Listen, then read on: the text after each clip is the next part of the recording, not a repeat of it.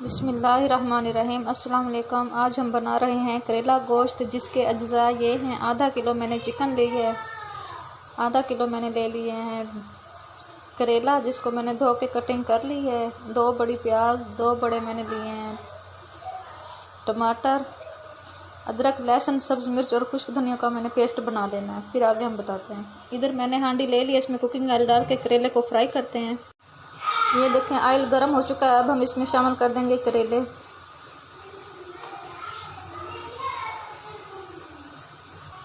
करेले शामिल कर दिए हैं। अब इसको भूनते हैं।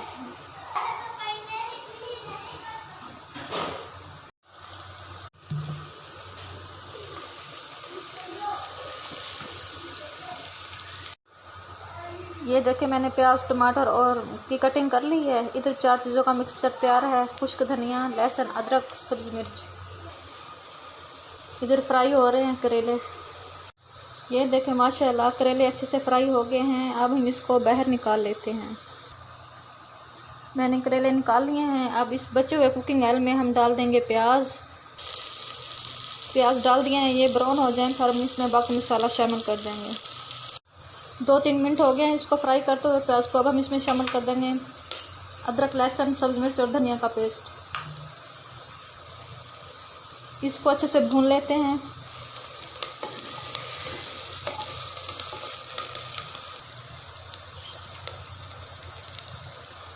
इसमें शामिल कर देने हैं टमाटर।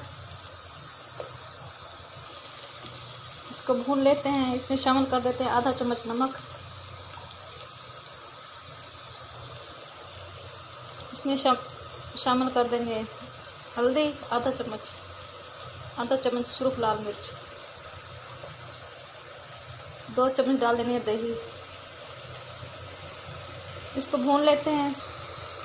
अच्छे से मिक्स कर लिया। इसमें शामिल कर देना है चिकन। आधा किलो चिकन मैंने इसमें शामिल कर दिया। अब इसको भून लेते हैं। अच्छे से मिक्स कर लिया। अब हम इसे 5 से 7 मिनट इसकी अच्छी सी भुनाई करते हैं। जब ये गल जाएगा फिर इसमें हम शामिल कर देंगे करेले। आधा चम्मच डाल देते हैं जीरा।